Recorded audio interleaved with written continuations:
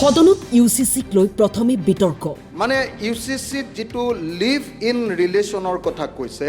live in ৰিলেশ্যনটোৱে actually ইয়াত যেটো আনিব খুজিছে এটোৱে প্ৰাইভেট ৰিলেশ্যনশ্বিপৰ ওপৰত এটা ব্যুৰক্ৰেটিক এটা আমোলাতন্ত্ৰ বহুৱাই দিব খুজিছে যি অনবৰতে দুজন মানুহৰ প্ৰাইভেট সম্পৰ্কটো নিৰীক্ষণ কৰি থাকে ষ্টেটে চিটিজেনৰ কিমান ভিতৰলৈকে সোমাব পাৰে এইটো ইম্পৰ্টেণ্ট কথা আৰু এই আইনে আমাৰ এজন চিটিজেনৰ ওপৰত ৰাখিব পৰা যেটো খবৰদাৰী তাতকৈ বেছি ভিতৰলৈ গুচি গৈছে আৰু সেইকাৰণে আমি এই ইউচিচিখনক কেতিয়াও সমৰ্থন কৰিব নোৱাৰোঁ বিধেয়ক প্ৰস্তাৱক লৈ যুক্তি আৰু এফালে কৈ আছে যে 4জনী বিয়া কৰাব লাগে ও মাই গড হাউ ইট পসিবল এই পৰম্পৰা মতে চলিলে নহ'ব কৈছে মুছলিম ল আছে যি আমাৰ পাৰ্চনেল ল আমাৰ হিন্দু ল আছে কিন্তু হিন্দু লয় ইকুৱেলিটি দিছে কিন্তু মুছলিম লয় কি কৰিছে ধৰ্মক দোহাই দি এতিয়া সমাজ ব্যৱস্থা নচলে ইয়াতকে দুখজনক আৰু ইয়াতকে লজ্জাজনক কথা হ'ব পাৰে নেকি আজি বিৰোধীত এজন মহিলা তেওঁলোকে কিয় মানিব এনেকুৱা কোন দেশত নিয়ম আছে যে মহিলাগৰাকীৰ সন্মতি অবিহনে তেখেতৰ স্বামীয়ে 4গৰাকী মহিলা বিয়া পাতিব পাৰে অৱশেষত অসমত গৃহীত হ'ল ইউনিফৰ্ম চিভিল কোড এতিয়াৰে পৰা সকলোৰে বাবে প্ৰযোজ্য হ'ব একেই আইন মুখ্যমন্ত্ৰীৰ প্ৰস্তাৱৰ পিছত সংখ্যাগৰিষ্ঠ সমৰ্থন লাভ কৰি গৃহীত হ'ল সদনত ঐতিহাসিক আইন মই এইখন আইন যাতে বলবৎ হয় আৰু এইখন আইনে অসমৰ ভৱিষ্যত নিৰ্ণয় কৰিব আৰু ভৱিষ্যত নিৰ্ণয় কৰিব এই বিলৰ প্ৰতি আমি পূৰ্ণাংগভাৱে সমৰ্থন আগবঢ়াইছোঁ ৰাইজক দিয়া প্ৰতিশ্ৰুতিৰ মতেই অসমৰ ৰাইজৰ বাবে অনা হ'ল ইউচিচি অৰ্থাৎ সমৰূপ নাগৰিক সংহিতা মই এক পূৰ্ণ সমৰ্থন জনাইছোঁ ভাগ কৰাৰ কথা কয় ভাগ নিজেই তেখেতলোকে কৰি আছে তেখেতলোকৰ সন্তানক ছোৱালী সন্তানক প্ৰাপ্য সন্মান দিয়া নহয় এই ভাগ কোনে কৰিছে এই বিৰোধী দলৰ সদস্যসকলে কৰিছে মই আকৌ কৰিছোঁ আপোনালোকে কৈ আছে ইউচিচি বিলৰ বিৰোধিতা কৰি কৈ আছে আমি কি কৈছোঁ ইউচিচি বিলত আমি কৈছোঁ যে ছোৱালীক সম অধিকাৰ দিব লাগে আপোনালোকে বিৰোধিতা কৰিছে তাৰমানে আপোনালোকে ছোৱালীজনীক বেয়া ব্যৱহাৰ কৰিলে আমি কৈছোঁ 4জনী বিয়া পাতিব নোৱাৰে আপোনালোকে কৈছে বিয়া পাতিব পাৰে তাৰমানে 3গৰাকী মহিলাক আপোনালোকে অন্যায় কৰিলে গতিকে অধ্যক্ষ ডাঙৰীয়া এই বিলখনত যুগান্তৰকাৰী সিদ্ধান্ত আজি অসমে ল'বলৈকে গৈ আছে এই বিলখন গৃহীত হওক তাৰ কাৰণে সকলো সদস্যক মই আহ্বান জনাইছোঁ অনুৰোধ জনাইছোঁ অধ্যক্ষ ডাঙৰীয়া এগৰাকী সদস্যই সদনৰ বাহিৰত কৈ আছে লিভ ইন ৰিলেশ্যনৰ কথা লিভ ইন ৰিলেশ্যন বিলখনত চাগে নিষিদ্ধ কৰা হোৱা নাই অধ্যক্ষ ডাঙৰীয়া কিন্তু ৰেজিষ্ট্ৰেশ্যন কৰাৰ কথা কোৱা হৈছে অধ্যক্ষ ডাঙৰীয়া কোন মাক বাপেকে বিচাৰে দিল্লীলৈ পঠোৱা 18 বছৰীয়া ল'ৰাটো 18 বছৰীয়া ছোৱালীজনী বাপেক মাকে গম নোপোৱাকৈ দিল্লীত বা বেংগলোৰত বা চেন্নাইত লিভ ইন ৰিলেশ্যনত থাকক কোনে বিচাৰে আপোনালোকে এই সদনৰ যোগেদি মই সকলোকে প্ৰশ্ন কৰিব খুজিছোঁ এই বিধায়কখনৰ যোগেদি আমি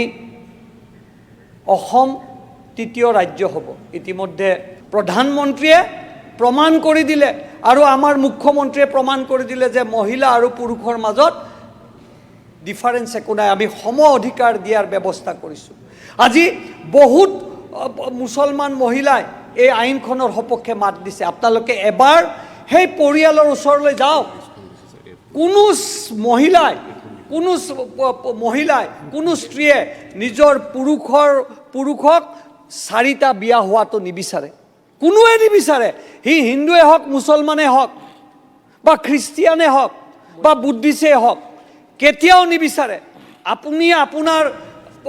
মাতৃক বিচাৰিব নেকি মই নিজৰ মাতৃলৈ আপোনালোকক ক'ব বিচাৰিছোঁ কাৰণ আপোনালোকেতো বুজি নাপায় মাতৃৰ কথা ক'লেহে আপোনালোকে বুজি পাব আজি তেওঁলোকে এইবিলাক কৰি গোটেই ভাৰতবৰ্ষত এক বিষ বিয়পালে ইউচিচি গৃহীত কৰাৰ প্ৰস্তাৱেৰে মুখ্যমন্ত্ৰী ডক্টৰ হিমন্ত বিশ্ব শৰ্মাই নিজৰ ভাষণত কি ক'লে শুনক কংগ্ৰেছ দলৰ বিধায়কসকলে ইউচিচিক বিৰোধিতা কৰিছে আৰু তেখেতসকলে আজি আমাৰ বিধানসভাৰ যিটো কম্পজিশ্যন সেই কম্পজিশ্যনটোৱে প্ৰমাণ কৰে যে কংগ্ৰেছ দলে আজি অসমৰ জাতি ধৰ্ম বৰ্ণ নিৰ্বিশেষে সমূহ ৰাইজক প্ৰতিনিধিত্ব নকৰে তেওঁলোকে মাত্ৰ এটা বিশেষ ধৰ্মীয় জনগোষ্ঠীকহে প্ৰতিনিধিত্ব কৰে মহিলাগৰাকীৰো দুগৰাকী স্বামী হ'ব নোৱাৰে আৰু পুৰুষগৰাকীৰো দুগৰাকী পত্নী হ'ব নোৱাৰে আৰু কোনো জীৱিত সংগী অৰ্থাৎ এগৰাকী বিবাহিত পুৰুষে বিয়া কৰোৱাটো বাদ দিয়ক লিভ ইন ৰিলেশ্যনশ্বিপতো থাকিব নোৱাৰিব তেওঁৰ পত্নী জীয়াই থকা অৱস্থাত অধ্যক্ষ মহোদয় কিমান ই অকল আপোনালোকে কেতিয়াও নাভাবিব যে দিছ ইজ এগেইনষ্ট ইছলাম আমাৰ বহুত হিন্দু পুৰুষ আছে যোনে বিয়া কৰাই ঘৰত পত্নী আছে কিন্তু আকৌ বেলেগৰ লগত লিভ ইন ৰিলেশ্যনশ্বিপত আছে ই অকল এই UCC ইছলামৰ বিৰুদ্ধে নহয় ইয়াৰ হিন্দু ধৰ্মৰ আপোনালোকে ঠিকে কৈছে যে বহুগামী মুছলমানতো আছে হিন্দুতো আছে আমিতো কোৱা নাই যে বহুগামিতা অকল মুছলমানত আছে হিন্দুৰ নাই আমি কৈছোঁ জোৰে থাকক সেইটোৱে বেয়া হিন্দুৰো বেয়া মুছলমানৰো বেয়া আমি ক'তো কোৱা নাই যে বহুগামিতাটো অকল মুছলমানে প্ৰেক্টিছ কৰে মোৰ হাতততো সদায় দিনত মাহত দুগৰাকী তিনিগৰাকী চৰকাৰী বিষয়া কৰ্মচাৰীৰ ঘৈণীয়েকে আহি মোক লগ পায় যে মোৰ স্বামীয়ে আৰু এগৰাকীক বিয়া কৰা আৰু তেওঁলোক হিন্দুৱে হয় মেক্সিমাম মই কাকো বদনাম দিব খোজা নাই ইয়াত ক'তো লিখাই নাই যে অকল ইছলামত বহুগামিতা আছে বুলি আমি আপোনালোকৰ লগত এগ্ৰী কৰোঁ যে polygamy is practised legally illegality in both Hindu Muslim and Christian religion কি ধৰণে ডাইভৰ্চ হ'ব কোনো এজন সংগীয়ে যদি যুক্তিগত কাৰণ নোহোৱাকৈ আনজনৰ সংগ ত্যাগ কৰে বা সন্মতিক্ৰমে ন্যায়িক পৃথকীকৰণ কৰে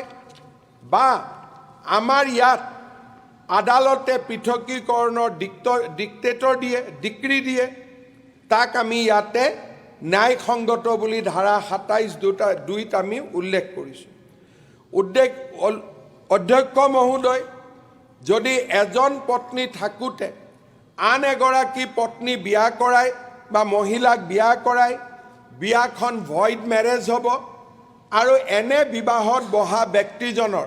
7 বছৰ কাৰাদণ্ড হ'ব অধ্যক্ষ মহোদয়